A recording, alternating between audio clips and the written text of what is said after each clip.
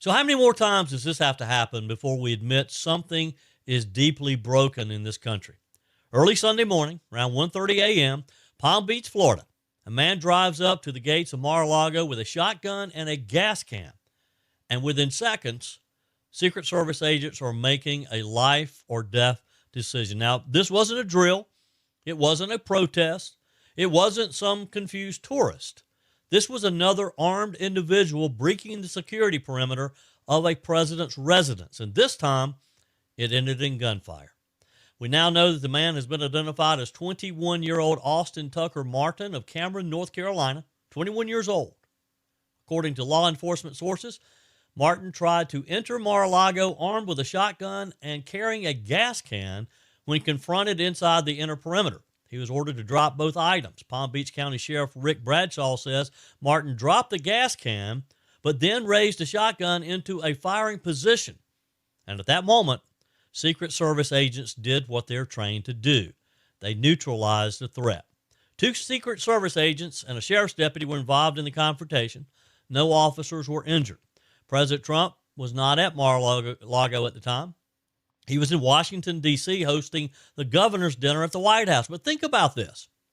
This is the second time in less than a couple of years that someone has attempted to carry out violence at one of President Trump's properties. So let's rewind for context. Back in 2024, during the campaign, as you know, President Trump, then candidate Donald Trump, survived an assassination attempt at a rally in Butler, Pennsylvania. The shooter, Thomas Crooks, fired multiple rounds, grazing the president's ear and killing an attendee before being taken out by a counter sniper. Just months ago, at President Trump's West Palm Beach Golf Club, only a few miles from Mar-a-Lago, a man named Ryan Ruth was spotted aiming a rifle through the shrubbery while the president was on the course. He was later convicted and sentenced to life in prison. So here we are again. Another shotgun, another perimeter breach, another early morning confrontation. This time, the suspect did not survive. So what makes this even more heartbreaking is what we're learning about this young man. Austin Tucker Martin wasn't some hardened criminal, at least based on what we know at the moment. He was reported missing by his family just hours before the shooting. His mother had alerted authorities Saturday night that he had disappeared. Now, on social media, he comes across as a quiet, almost isolated young artist. His Instagram account shows watercolors and black and white sketches, many of them scenes from golf courses in the Sand Hills region of North Carolina, including areas near Pinehurst. Sparse post, bleak music in the background, almost no interaction with others. Friends and family now left trying to understand what exactly happened in those final hours. Authorities are still investigating whether he purchased a shotgun on his way to Florida or where he got it. A shotgun box was found in the vehicle after the shooting, and investigators are asking residents in South Florida to check security cameras to see if they captured footage of him prior to the incident. So the big question today is simple. What was his motive? Was this political? Again, his social media doesn't show that he was overly political. Was it mental illness? Possibly. These young men who are involved in a lot of these violent acts have mental illness. Was this a suicidal confrontation? Death by confronting the police officers that he knew would be there?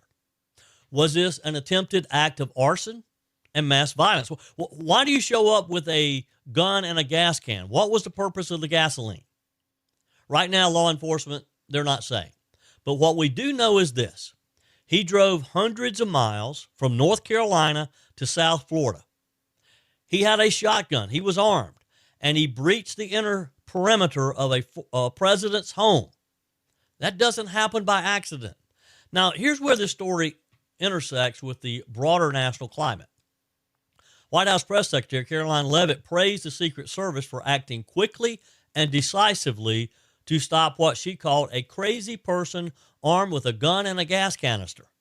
She also criticized Democrats over the partial government shutdown, effectively keeping Homeland Security keeping their funding away. They're kind of out of business right now, arguing that federal law enforcement officers are working around the clock and deserve support.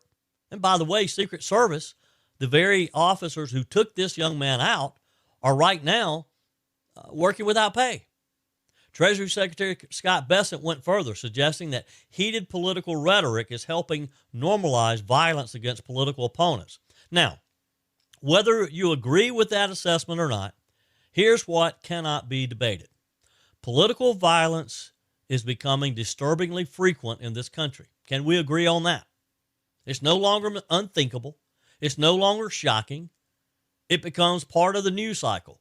We saw this with the assassination of my colleague and our friend Charlie Kirk last September. And that should alarm every single one of us, regardless of our party affiliation. This is a bipartisan issue. So let's just kind of step back for a moment. Let's think about this. We have an assassination attempt at a rally, an armed man aiming through shrubbery at a golf course, hoping, one would only think, to assassinate the president. A shotgun-wielding individual breaching Mar-a-Lago. Just days ago, a Georgia man arrested sprinting towards the U.S. Capitol with a shotgun. These aren't online threats hiding behind some social media account. These aren't angry tweets. These are real weapons, real people, potentially real bullets. And the Secret Service is being forced into split-second decisions over and over again. This is just not sustainable. Now, I want to say something carefully here.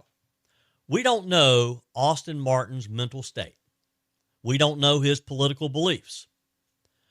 We don't know what was going through his mind at that moment. But we do know that a 21-year-old young man is dead. His family lost him.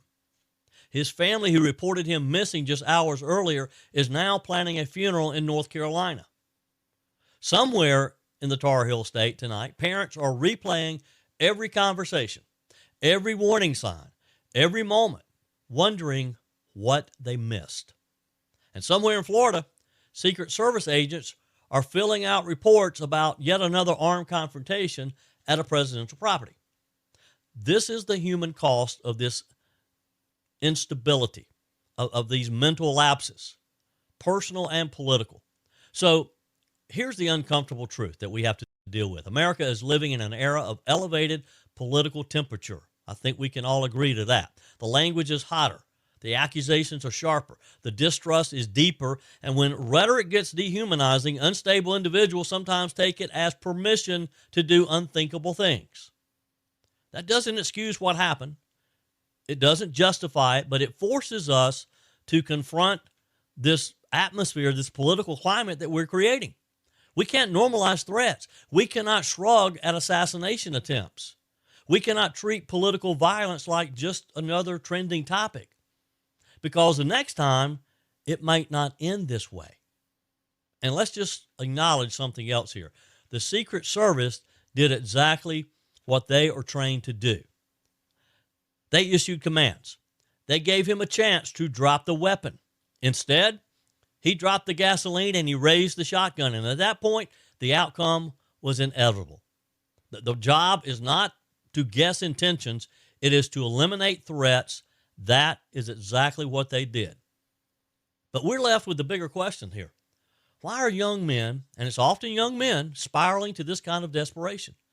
What are we missing culturally, socially, mentally? Is it isolation? Is it untreated mental illness? Is it online radicalization? Is it despair? Because whatever it is, it's manifesting in violence. And until we deal with what the root issue is, we're going to keep having these same conversations over and over again. We got to get to the bottom of this. We got to find out why these young men are acting so violently. Love to get your comments. You can text me. You can email me, Joey at joeyhudson.com.